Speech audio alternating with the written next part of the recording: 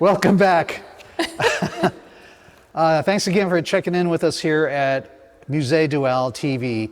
Today we have a really wonderful guest. Linsley Lambert is here with us. She's an excellent painter, someone I've known for quite a while now, and looking forward to getting into a conversation with her because I know we're going to cover some old ground that's going to be kind of fun. Now, Linsley, you are originally from New England, is that correct? Connecticut and the suburbs of New York City. And in your childhood, you're one of those kids who just came out of the womb drawing, right? I mean, yes. And mostly faces, right? Faces and people and animals. That never left you. Never. It's been. When did you decide you wanted to be an artist? Well, I was really pragmatic, even though I was better than everybody else in my grade and the grades below and the grades above. But I was like, no, you can't make any money. You can't make a living doing art. When I was 15, I decided I was going to go to art school and accepted the reality of supporting myself through something other than art, but doing it anyway. So where did you go to art school? My parents would not let me go to an art school like Cal Arts or RISD. So I decided to go to UCLA my first 2 years, and they gave me a really good technical education. Mm-hmm. And then I thought it would be healthy to go to another school, to transfer. So I transferred to Carnegie Mellon and finished up there. And it was like going to grad school because their focus was, junior and senior year to really help you develop your direction, mm-hmm. whatever that was. Somewhere on your second tour of Los Angeles, you got connected with Al's Bar. I did. And how did that affect your creative output, or did it? Well, when I moved out here in 76, I had just heard Patti Smith doing Gloria, and it was like the goddess has arrived. And then I landed getting into the punk scene, punk mm-hmm. new wave scene, mm-hmm. and then I met you, who you were going to Otis, and all the kids everywhere in art school were in bands. Yeah. And then 79, Al's Bar opened up, and then that's yes. when you started going. Yeah. Now, right about that time is when I first encountered your work, and it was quite a bit different than what we're looking at now. You were still doing figurative work. Mostly they were portraits from the shoulders up. Yes. And they were people who were in various stages of distress. Some of them had like cloths over their face as if they were being waterboarded. There's lots of torture and disfiguration going on. It was quite angsty. Yes. And I loved it. I thought that was great stuff. I had never seen anything like it. But your work has progressed quite a bit since then. You've gone through other phases. One that I remember is you did all hockey players for a while. Yeah. But they weren't just portraits of hockey players. They were hockey players done as if they were Russian Orthodox icons. Yeah. And almost a quasi-religious kind of treatment of them. Exactly. Tell us about that series of paintings. Well, let me go back to the first batch. Okay. My favorite artists who have influenced me tremendously are early Francis Bacon. When I was describing him, I was going to say they were very reminiscent of Francis Bacon. Hans Holbein is my other, it's like Bacon and Holbein. Okay. Yeah, that angsty, expressionistic brushwork. That first series, the black and white head series was, mm-hmm. They kind of struck me as being spectral. And my dad actually said, oh, these remind me of the Holocaust. I was like, oh, that's very interesting. So that hadn't occurred to me. I can see it. Several years later, I had finished another series, and I was wondering, what am I going to do? And I was at a bar where a former friend was playing kind of Lou Reed type music, and it was extremely boring. And so I caught this image on the TV in the bar of a hockey game, and the goalie looked so scary. And he had the U.S. Capitol painted on his helmet, and he was moving back and forth like a crab. And then all the other players, they reminded me of knights jousting. And the goalie also struck me as like the sister that all her brothers are protecting from being raped by the other team, and you've got the stick and you've got the puck. And so all of a sudden it was like, I have to do art about ice hockey. So I started looking at Renaissance church paintings. As one does when you're thinking about ice hockey. Right? Somehow. And I started thinking about how people really worship athletes. And at that time, Wayne Gretzky was playing with the Kings in Los Angeles. With the hockey series, that's how I got back into realism.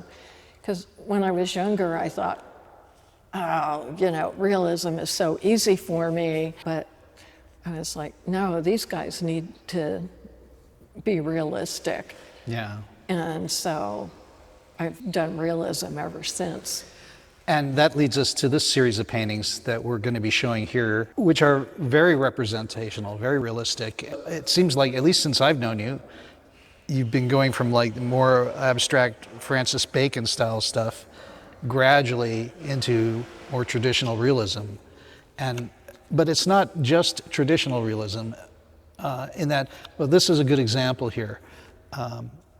Most of your paintings, you kind of like drop the backgrounds out altogether. Yeah. To focus on the figure, focus on the lighting. You are pretty inventive in the props that you have your subjects use, like this little girl with the guitar and the attitude. But it's mostly the attitude that you're trying to capture, is that correct? I mean, you really focus on faces. Yes. And what could possibly be communicated through the face. You talk a little bit about that? Yeah.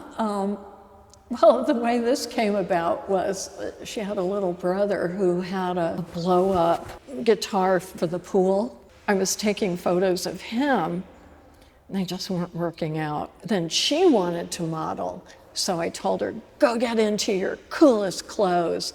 And then she asked her mom if she could pose with this great big guitar. And so she came out, and she was just kind of standing there with the guitar and looking like Joni Mitchell, and I was like, no. And so I said, Maeve, get into your best rock and roll pose. She went right into that, and that's how it came about. I'd like to have dynamic girls and women who are not sex objects or decorative or classically feminine. I like them being themselves and being real and being goofy. You know, growing up, women weren't in bands. That's true. It was just a male-dominated field, and I always thought to myself, I would love to see women in the bands, in the rock and roll bands, and being fierce. And so Maeve doing this kind of dynamic pose, and it's like, I'm playing the guitar. I do want to talk about some of the other paintings Yes. in your show. You have one of Michael, your husband, Yes. in communion with his dog, which is a favorite of mine because it's just not something you see very often. That's what makes it interesting to me. Can you talk a little bit about how that painting came to be? Yeah. As part of my gender balancing in artwork, I wanted to do male nudes because there are too many female nudes. Let's get some nude guys. And so My husband was posing for me. Well, our bulldog came in. You know, Michael was kind of kneeling, and they were looking up at each other. And it was so beautiful and so tender. And it also reminded me that humans are animals. Those two just had such a profound connection. To me, that's what the painting is all about. Yeah. And, you know, and really showing that men can be tender and gentle rather than, you know, macho and that kind of thing. So that's how that happened. And then I did a series of male nudes with pets, and they all came out so beautifully tender and joyful. You have another painting of a little girl coming through a doorway. I guess you traveled to Uzbekistan. Yes. And you saw this little girl and you took a photo of her, and that's what the painting is now. What does that painting mean to you? Well, I was really captivated by her stance and the expression on her face, which was, I don't know how to describe it. I think you described it well. Yeah, she looked to me like she's kind of looking off camera, so to speak, and she's seeing something there, and she's absolutely 100% passing judgment on it, whatever it is she's seeing. Mm-hmm. And it just seems slightly bemused. And like whatever it is, she's got it. She's got that down. And that was kind of what the expression said to me. And it makes me wonder, what is she looking at? But, you know, but this is the thing. And this is what confuses me about realist art. Mm-hmm. That painting you did from a photo. The painting you did of Michael and the bulldog from a photo. Yeah. This painting from a photo. Why aren't the photos the art? Why then translate them into oil on canvas? That's the way I sketch, is just take photos. But if you're reproducing the photo exactly as it is, No. No? No, the photograph is just a reference. It's like, in a way, a meditative process. For me, the portrait or the face, it's a narrative. It's my way of learning about that person, of celebrating that person. Also, I think like each image is expressing something about me. You know, it's like, in a way, they can be alter egos. Like, yeah, I love to be in rock and roll, but I have no musical talent and I hate practicing.